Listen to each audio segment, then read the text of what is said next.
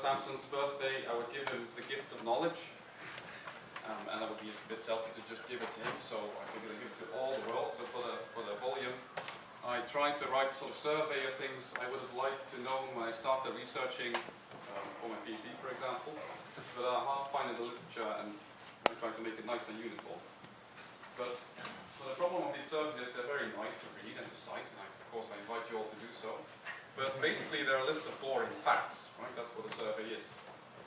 So yeah, but my talk as well is going to be a list of boring facts, but to try and lighten it a bit, I figured because I see Samson as a sort of a mentor, if you like, and he also imparts a lot of knowledge on me. I'm trying to share some of that with you. But first, what am I actually talking about? For example, one thing of this knowledge is, so I've been in writing for 4 years now, but I still like to play the role of a stupid foreigner, and especially I like colourful expressions. And Samson's always happy to share with you. For example, the expression to make a mountain out of a molehill. I'm sure most of you know it. And I figured, well, this is just a turn of phrase, right? You have a molehill and you make it look a lot bigger. It's like swatting a fly with an elephant gun, for example. But then came Samson and said, oh dear boy, no, this is much more complicated than that. There's a funny story behind this. You see, William III, here you can see him here, I forgot the actual years, but he was playing a game of polo or something, and his horse tripped on a molehill, and he broke his collarbone and actually caused him to die, actually. And that's where the phrase comes from, to make a mountain out of a molehill. But then, of course, I had to go and look it up. There's Samson. And it turns out it's actually true that William III died because of complications after a fall off a horse, because he stepped on the molehill. But the phrase was actually used a lot earlier already, in the 1600s or something. So I'm happy to say Samson's not always right. We'll see some other instances where he is very much right. Okay, so I suppose I'm a sort of exponent of Samson's later phase where he turned physicist, and we'll be talking about categories and quantum theory. And when Leslie was organizing this conference, she asked me for a biography of all things. I'm happy they didn't use it. But I made up some blurb about how my life's goal is to understand the category of Hilbert spaces, and how my weapons of choice are category theory. So this talk, I will try to say some things about the category of Hilbert spaces. I should stipulate when I say the category of Hilbert spaces, I mean as objects Hilbert spaces, so vector spaces that come with it in a car, the way to measure angles between vectors. And the maps between two Hilbert spaces are not just linear maps, but they have to be continuous, so bounded. There's a bit of analysis coming in. Right, now whenever you want to understand a category of some species of mathematical structures, it's always handy to know what the free structures of that kind are. For example, a lot of what makes syntax in computer science work is that you have something like a presentation for a group, generators and relations, and that tells you all there is to know about the group in a sense. Now we'll see later that there is no such thing as a free Hilbert space, at least in the categorically accepted sense. But the closest thing you can do is you start with some set X, and you build a Hilbert space out of it, that's called the L2 of X, by basically you take X indexed sequences of complex numbers that are square summable. So if you sum up all their square moduluses, you get an actual number, not infinity. It doesn't diverge. So this turns out to be a nice Hilbert space. The inner product is this one. And well, that's the way you make a set into a Hilbert space. And in fact, this is a very nice way to make a set into a Hilbert space, because any Hilbert space will be isomorphic to one of its forms. So it's the canonical Hilbert space in a sense. But the problem is, this construction is not functorial. So you make a set into a Hilbert space, you would figure that if you have a function between two sets, that would become a morphism between the two Hilbert spaces. But that's not true. You have to restrict the kind of morphisms on the sets that you use. And it turns out, and this was first observed by Michael Barr in the 1980s already, I think, that if you restrict to the category of partial injections that I'll talk about later, then it does become a functor. So basically the plan for the rest of the talk is, first I'll talk a bit about the category of Hilbert spaces, then I'll talk a bit about the category of partial injections, and then I'll talk about, well, first of all, what this functor is, what it does, and some of its properties. separable Hilbert spaces? No, I mean all Hilbert spaces. So you can start with any set, not just countable. So first, let's have a look at a category of Hilbert spaces. It has a lot of nice structure that gets used a lot of time in quantum mechanics. And one of the foremost things of it is it has a way to flip around morphisms, if you like. If you have a map from a Hilbert space H to a Hilbert space K, then an adjoint will always exist and will go in the other direction. And it's uniquely specified by this formula with the other products. And if you take adjoints twice, you end up with the morphism you started with. So the first property of the category of Hilbert spaces that's very important is it's self-dual. It's equivalent to its own opposite. And it has a lot of more structure that you might have met in your Algebra 101 courses. For example, you can take tensor products of Hilbert spaces. If you have two of them, I can make a new one, which is sort of if the two Hilbert spaces stand for state spaces of quantum systems, and the tensor product of them will be the state space of the compound system, if you like. And the inner product on the new space is the multiplication of the two old inner products on simple tensor elements. So the category of Hilbert spaces is symmetric monoidal, and in fact this tensor product operates with the dagger in the sense that if I take two morphisms and take their tensor product and then take the dagger, that's the same way as first taking the dagger of the two morphisms and then taking the tensor product. All the coherent isomorphisms actually play nice with the dagger as well. But there is another way to put the Hilbert spaces together that often gets covered in linear algebra courses, and you can take direct sums. So there's also a way to put the Hilbert spaces together. But this time you take the sum, the addition of the two old inner products. So that's the second way to make the category of Hilbert spaces dagger symmetric monoidal. Right, so we've seen the category of Hilbert spaces has a dagger and two kinds of monoidal structures. And in fact, this latter kind of monoidal structure provides categorical products, co-products, applied products, if you like. So I'll often put things between brackets because of the dagger, the category is self-dual. If I have products, I automatically have co-products.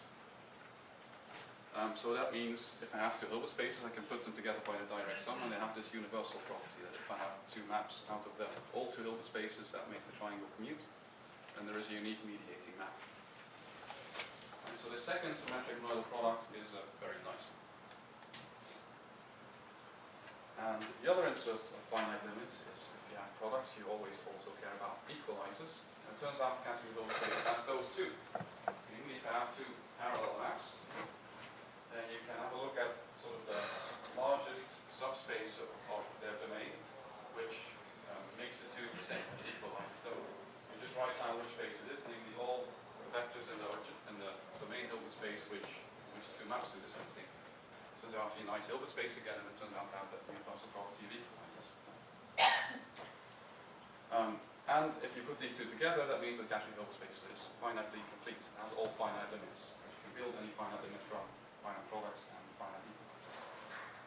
So that's another nice property. But then, of course, you wonder as a category theorist about what about all limits? We have finite ones, what about infinite ones? And it turns out category of Hilbert spaces do not have all infinite colimits. For example, let's have a look at this diagram here. So, countably many copies of the complex numbers of the one-dimensional Hilbert space. And suppose that had a co-product. I'm going to build a co-cone on it. Namely, I can define a map from C to C by just multiplying by 1. I can define a map multiplying by 2, by 3, by 4, etc. This will be a nice cone. All these diagrams commute. There's really not much to commute. So if there were a co-product, there should be a map from the co-product into here that makes all the mediating things commute. But this map must have a norm. It's a bounded linear map because it's a morphism in the category of Hilbert spaces, and the norm must be larger than 1, must be larger than 2, must be larger than 3, and so on. So this norm cannot be any bounded number. In other words, it's not a valid, well-defined bounded linear map. So this mediating map doesn't exist, and hence the co-product cannot exist. So Hilbert is not as nice as you might think. Here's the message. The best thing you can do is say that it's sort of conditionally co-complete. Basically, the one thing you have to do is prevent this kind of counterexample where the norms of all the co-cone maps get out of hand. So if you have a bunch of Hilbert spaces HI, you can make a new one out of it, H, that sort of behaves as a co-product, if you like. Namely, this resembles a lot the L2 spaces with elements in your bunch of Hilbert spaces whose norms are square summable. That's a nice, well-defined Hilbert space. It's an object that always exists. But as we've seen, it doesn't always have the universal property for coproducts. The best thing you can do is, if you have a cocone that's bounded in this sense, so where this sequence of norms does not get out of hand, then you do have a unique mediated map. So the best you can say is category Hilbert space is conditionally complete in this sense. Oh, and I mentioned this.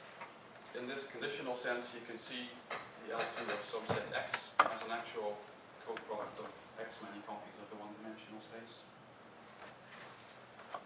And the final piece of structure and the category Hilbert space that I want to mention is enrichment. You have, if you look at two Hilbert spaces and all the maps between those two, you can add two of them. You can multiply one of them by a complex number. So we have they form a vector space in the first place, and in fact the category Hilbert space is enriched over the category vector spaces, so that's nice. But these home sets in general are not Hilbert spaces themselves anymore. It's impossible to put an inner product on them in which it is complete. So from that you can deduce that the category Hilbert spaces is not closed. And by closed I mean now with respect to the first potential product that we saw, sorry, for the second, not closed with respect to direct sums. We can also show it's not closed with respect to the other one. So category Hilbert space is not closed.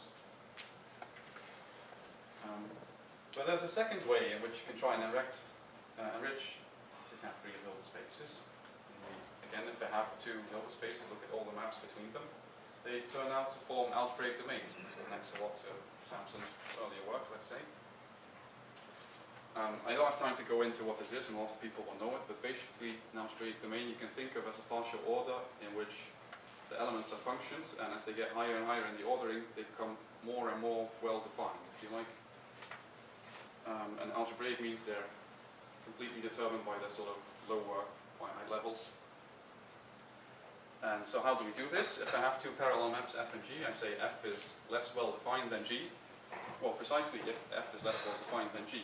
So you can always have a look at the kernel of F, and it's orthogonal complement, so that's sort of a set of vectors on which F lives, on which F does something interesting.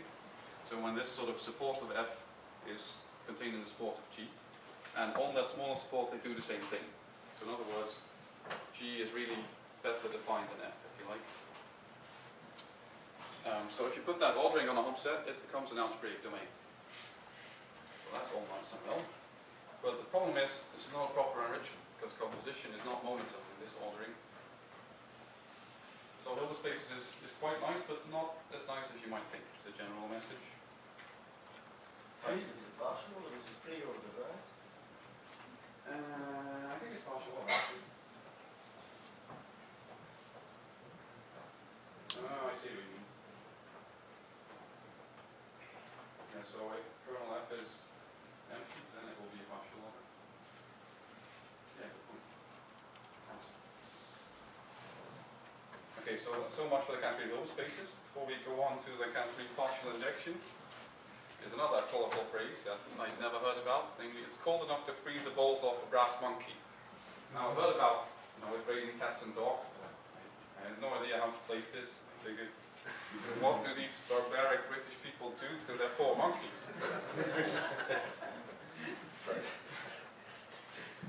Just brass monkeys. So Samson pointed me, there he is, pointing in the direction of a nautical explanation. So when you first go and have a look on the internet, apparently if you have a cannon and some cannon balls for it, that's where the balls apparently come from.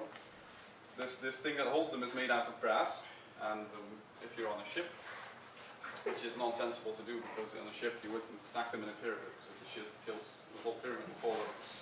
But anyway, apparently on ships these things were made of brass, and you have to clean them because you don't want them to freeze, because if you meet a pirate ship or something, you don't want your cannonballs to be frozen, so you're defenseless, so you have to clean them up all the time. So that's the first sort of explanation, but that turns out to be wrong. That's not the one. I have to admit I embellished some of these stories for dramatic sake. So I continued in my research about the brass monkeys, and it turns out that the balls bit of it throws you off the scent, if you like. So there's lots of variations on this phrase, going way, way back, that talks about tails of monkeys and paws of monkeys, so it gets worse in a sense. But the brass monkey is the person on the deck who cleans the stuff. So it's the boy who does all the cleaning of the deck after you met the pirate and there's blood on your deck or something. So in a sense it's worse. These are the little boys that clean the ship and they are the ones getting frozen. So anyway, that's where that comes from. Right, on we go to the category. Yeah. This truth I got from, so there's actually lots of pages if you Google for it that give you the etymology of some phrase, and they actually go quite detailed studies. And you trust these more than some. Good point.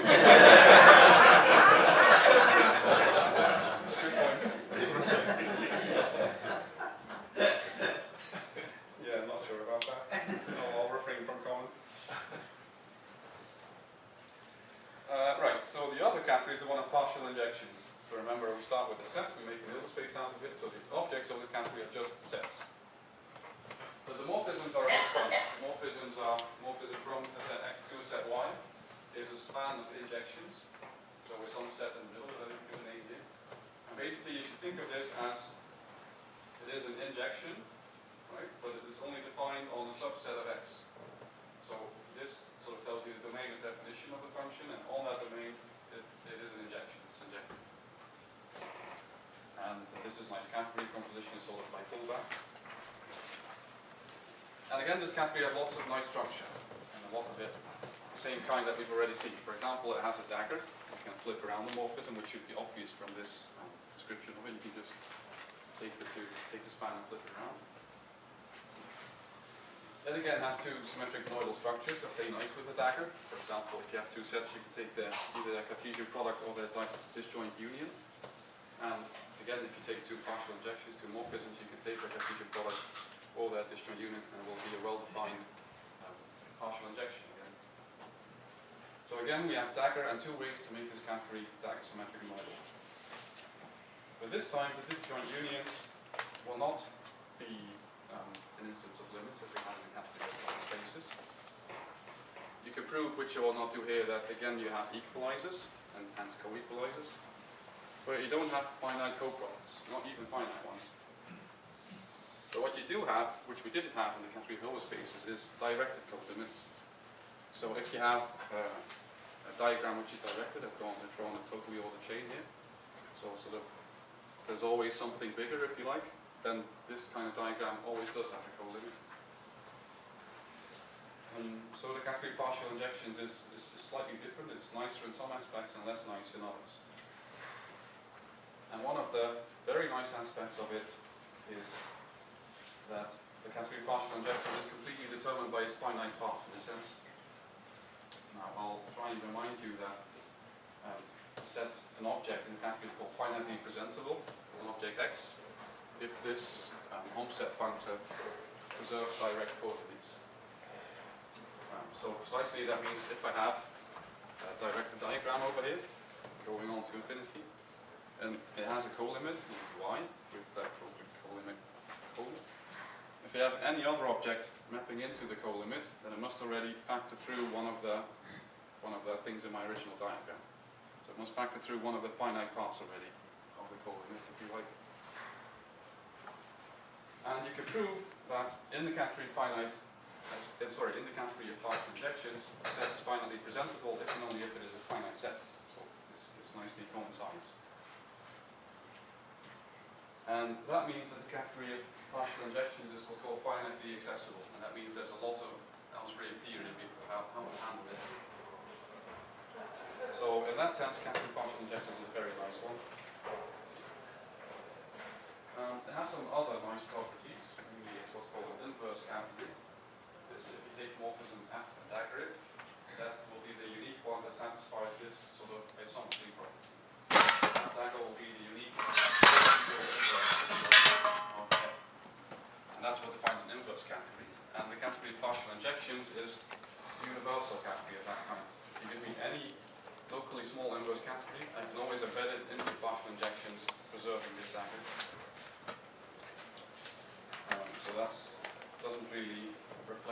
things we have for Hilbert spaces. But inverse categories always come with an ordering and Hom sets. Namely, again, we could say f is less defined than g, if you like, this thing holds. And if you write down what that means for the definition we had in the previous slide, that precisely means again, f's domain and definition is included in that g, and all that domain they do the same thing. Really, it means f is less well defined than g, if you like. Sorry. Oh, that's it, right? But in this case, it's not just the case that Hom sets are algebraic domains, but it's really an enrichment. The composition plays nice with this algebraic domains. So there's domain theory all over the place. In the category of partial injections, all the Hom sets are algebraic domains, the category of Hilbert spaces as well. And in the category of partial injections, you sort of have a categorification of this going on as well, because you could, where is it? You could think of this finitely accessible, if you like, as a sort of categorified version of algebraic domains. Right, so that is the category of partial injections. Next, a nice colorful phrase to pull your finger out. So, you know, innocent soul as I am, I was thinking of this poor boy in the dike with his finger in it, stopping the country from flooding. But then came Samson with his told me what this actually means, and the finger goes in another hole. And again, it's sort of nautical. It came from the ref apparently, REF, where there's two explanations. One of them is you're in a bomber raid over Germany somewhere, and people are shooting at you, so you get nervous, and your bowels might make some movements. So you try and stop it with a finger. And the other one is you are an RAF pilot, you sit in the mess, and officers come on into the mess, and then the phrase is, pull your finger out of your asses and go do something. Don't stand to attention. So that's Samson with his So by now, I'm getting the impression that all, at least the phrases that Samson likes are a bit, you know, funny, let's say. Thanks so much for that. It'll get worse. Thank God we're running out of time. Hurry up a bit, sorry. Right, so what does this functor do? It takes a set and turns it into a Hilbert space. What does it do on morphisms? It takes a span of injections. And so I have to explain this a bit. So the L2 of it will be a function, a morphism from the L2 of this space to the L2 of that space. Right? So it takes a partial injection, and then as to this part is a function from L2x to L2 of y. And L2 of x is defined as sequences of x, so I take a sequence of x's, I have to give you something in L2 of y. So that means I have to give you a sequence of y, so I have to tell you what it does on the I number of that sequence. So if I give you all that data, you have to produce a number. And this is what this number is. And the thing I wanted to point out is this form is not really important, but it's a sum over some inverse image. And if this inverse image is too large, the sum will get out of hand. That's why you need to restrict to partial injections. It's the largest class of functions that makes it work. And all the structure that we saw before is preserved by this functor. So we have daggers. This is preserved by this functor. We have the two monoidal structures. And this functor is monoidal, strong symmetric monoidal with respect to both these structures. So that's a very nice function in that sense. And we also had a look at limits in both categories. This function preserves co-products and co-kernels, which are equalized with the zero maps that we really talked about. But it does not preserve all equalizers. So there's a bit of a mismatch, if you like, between the two categories. It does preserve this enrichment. And some other nice properties that it has is it's faithful, it's essentially surjective, but it's very much not full. And so on objects, you can say any Hilbert space is isomorphic to an L2 or something, but on morphisms, there's lots of morphisms that do not come from partial injections. The last few slides I want to go into that a bit further. Oh, sorry, let me first say something on adjoints, because of course whenever you have a functor, you wonder about adjoints. But as we saw, this functor does not preserve all limits, so it can't have an adjoint. So you could read that as saying that choosing bases is unnatural, if you like. There's nothing in the converse direction from Hilbert that chooses a basis. And I have to mention, and this came actually out of joint work with Samson, so if you take the Hilbert space on some set, it isn't just the Hilbert space, it comes with the canonical orthonormal basis, namely the set itself that you started with. So you might think it makes sense to have this functor not map into Hilbert spaces, but Hilbert spaces with the chosen basis. So you can make a new category, the object's a Hilbert space with the chosen basis. And morphisms are bounded linear maps between the Hilbert spaces that preserve the basis. And you also have to make it injective in this sense to make things work. But if you do that, then this functor is half of an equivalence. Right, so forgetting about the basis gives you a lot more freedom in the quantum sense if you work with Hilbert spaces, but makes the functor a lot less well behaved. So I mentioned the functor is not full. So let's have a look at what morphisms it does reach. So one thing is Hilbert spaces, you can talk about partial isometries, which are sort of equivalent of injections, if you like. Partial injections are defined by this thing. And you can prove that that's precisely the same as your morphism is L2 of some partial injections, but you have to pre and post compose with two isomorphisms, isomorphisms. But the problem is partial isometries are not closed on the composition, so we can't just say the image of this functor, the direct image is all partial isometries. For example, you can make any number between -1 and 1 in this way.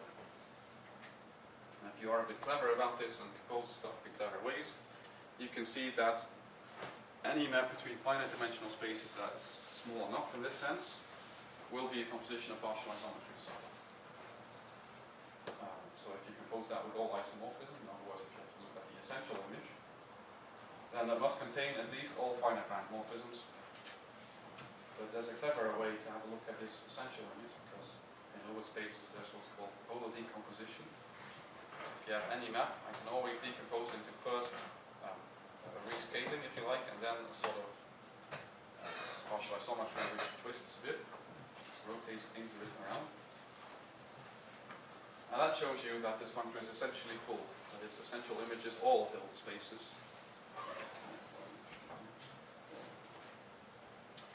So any morphisms between Hilbert spaces, I can find isomorphisms with V and U, such that if I compose with them, it will be an L2 of some partial injection.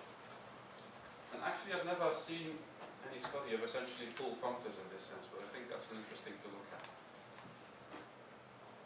So to conclude from this, you can think of the category of Hilbert spaces as sort of a lot of copies of the category of partial injections, but they all sort of read through each other in a sense, because you have this choice of basis all the time. So then an interesting question is, could you reconstruct the category of Hilbert spaces from this nicer and simpler category of partial injections and isomorphisms on both sides? So if you were able to do that, you would sort of decompose quantum mechanics into nice and easy classical theory that we know how to work with, and sort of switching between different bases all the time. So one thing you could look at is we have this functor L2 that I've been talking about all the time. It has a sort of continuous counterpart, capital L2, that starts with a measure space and makes a Hilbert space out of it. And the morphisms between measure spaces you can take to be this to be a groupoid, so all the isomorphisms are hidden in here, and this is a well-defined functor. So you have this bit, and you might think that if you take a sort of pullback or comma object or something, then I would be able to reconstruct this category and both these two functors from the upper half of it. So it would be interesting to look at what you can put up there, I think.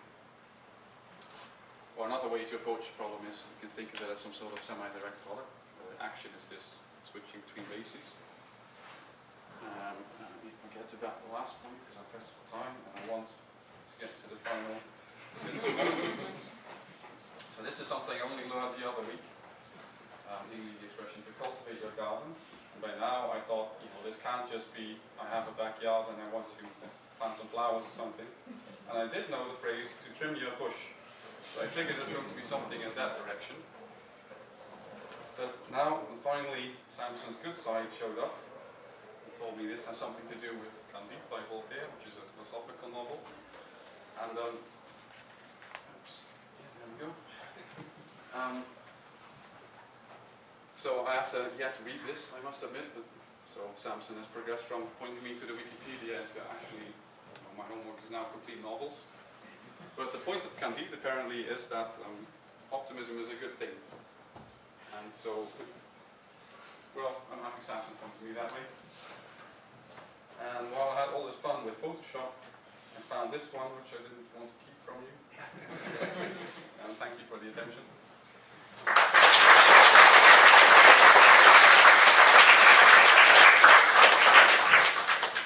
Any questions about mathematics?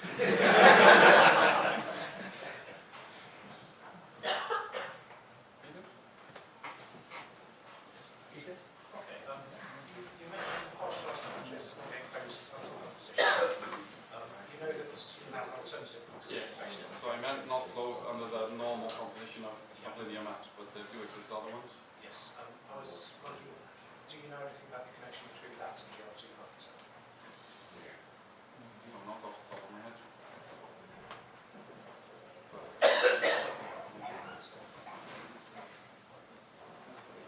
So I have a naive question, Chris. So you said little L2 works on arbitrary sets, even if they're not discrete or they are uncountable, but surely you need a measure to define those summations? No, so you're right that this is an arbitrary set, and if this sequence is summable, then only countably many of them can be non-zero. Yeah, if you add more than countably many numbers, they will diverge. Sure.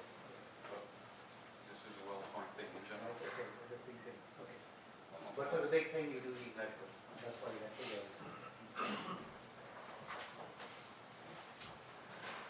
So, if there are no more questions, let's thank Chris one more time.